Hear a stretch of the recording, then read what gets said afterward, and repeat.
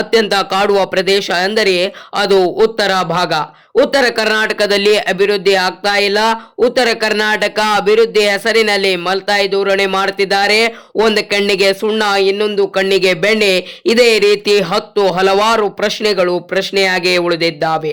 ದೊಡ್ಡ ದೊಡ್ಡ ಕಾರ್ಖಾನೆಗಳೆಲ್ಲ ಆ ಕಡೆ, ವಿಷಪೂರಿತವಾದ ಗಾಳಿ ಬಿಡುವಂತ ಕಾರ್ಖಾನೆಗಳೆಲ್ಲ ಈ ಕಡೆ ಅನ್ನುವಂತ ಮಾತು ನಾವು ಕೇಳ್ತಾನೆ ಇದ್ದೀವಿ.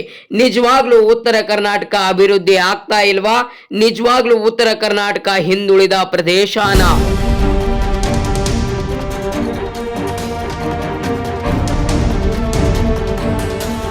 ಉತ್ತರ ಕರ್ನಾಟಕ ಒಂದು ಕಾಲದಲ್ಲಿ ಬಲಿಷ್ಠ ಸಾಮ್ರಾಜ್ಯಗಳಿಗೆ ನೆಲೆ ಕೊಟ್ಟಂತಹ ಭೂಮಿ. ಕನ್ನಡ ಸಾಮ್ರಾಜ್ಯದ ಹುಟ್ಟಿಗೆ, ಬೆಳವಣಿಗೆಗೆ ಸಾಕ್ಷಿಯಾದಂತಹ ಸ್ಥಳ. ಚಾಲುಕ್ಯರು, ರಾಷ್ಟ್ರಕೂಟರು, ಕಲ್ಯಾಣದ ಚಾಲುಕ್ಯರು, ವಿಜಯನಗರದ ಅರಸರು, ಹೀಗೆ 4 ಸಾಮ್ರಾಜ್ಯಗಳ ರಾಜಧಾನಿ ಎದ್ದಿದ್ದು ಇದೇ ಒಂದು ಕಪ್ಪು ಮಣ್ಣಿನಲ್ಲೇ. ನಾವಿವತ್ತು ಬಾದಾಮಿ, ಕಲ್ಯಾಣ ಹಾಗೂ ಹಂಪಿಯನ್ನು ನೋಡೋದಕ್ಕೆ ಈ ಕರುನಾಡಿಗೆ ಕಾಲಿಡಬೇಕಾಗುತ್ತದೆ. ಬಿಜಾಪುರದ ಸುಲ್ತಾನರು, ಬಿದರಿನ ಬೈರನ್ಶಾಹಿಗಳು, ಸುರಪುರದ ನಾಯಕರು, ಇದೇ ರೀತಿ ಹಲವು ರಾಜ್ಯ ವಂಶಗಳ ಪಾಳೆಗಾರರ ನಾಡಾಗಿತ್ತು.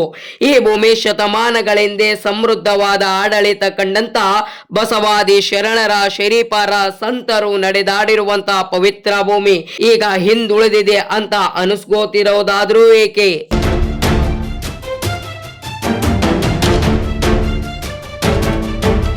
ಗೆಳೆಯರೇ, ಉತ್ತರದಲ್ಲಿ ಏನಿಲ್ಲ ಹೇಳೆ, ಫಲವತ್ತಾದ ಭೂಮಿ ಇದೆ. ಇಲ್ಲಿ ಜೀವ ನದಿಗಳಿವೆ. ಕೃಷ್ಣ, ಭೀಮ, ತುಂಗಭದ್ರಾ ನದಿಗಳು ಈ ಮಣ್ಣಿನಲ್ಲಿ ಚಿನ್ನ ಬೆಳೆಯುವಂತೆ ಮಾಡಿದೆ. ಘಟಪ್ರಭಾ, ಮಲಪ್ರಭಾ ಪಕ್ಕದಲ್ಲಿಯೇ ಸಕ್ಕರೆ ನಾಡು ಮೈ ತೆಳೆದು ನಿಂತಿದೆ. ದಕ್ಷಿಣ ಭಾಗದಕ್ಕಿಂತ ಅತಿ ಹೆಚ್ಚು ಸಕ್ಕರೆ ಕಾರ್ಖಾನೆಗಳಿಲ್ಲಿವೆ.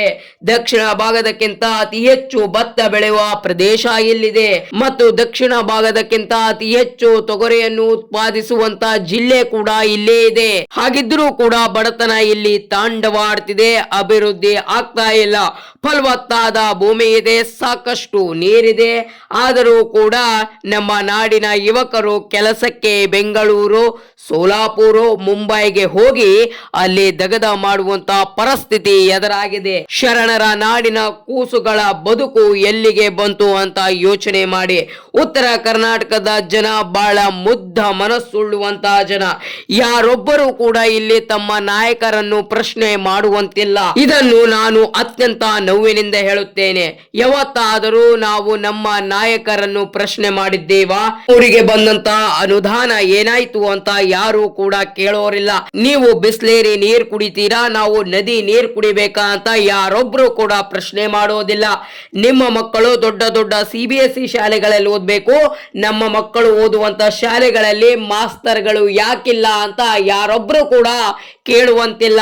ನೀವು ಬೆಂಗಳೂರಿನಲ್ಲಿ ಸೈಟ್ಗಳು ತಗೋತಿರಲ್ಲ, ನಮ್ಮ ಭಾಗಕ್ಕೆ ದೊಡ್ಡ ದೊಡ್ಡ ಕಾರ್ಖಾನೆಗಳು ಯಾಕೆ ತಗೊಂಡುಂಟಿಲ್ಲ ಅಂತ ಯಾರು ಕೂಡ ಕೇಳೋದಿಲ್ಲ. ನಾವು ಎಲ್ಲಿವರೆಗೂ ಪ್ರಶ್ನೆ ಮಾಡೋದಿಲ್ಲವೋ ಅಲ್ಲಿಯವರೆಗೂ ನಮ್ಮ ಪ್ರದೇಶ ಬದಲಾವಣೆ ಆಗೋದಿಲ್ಲ.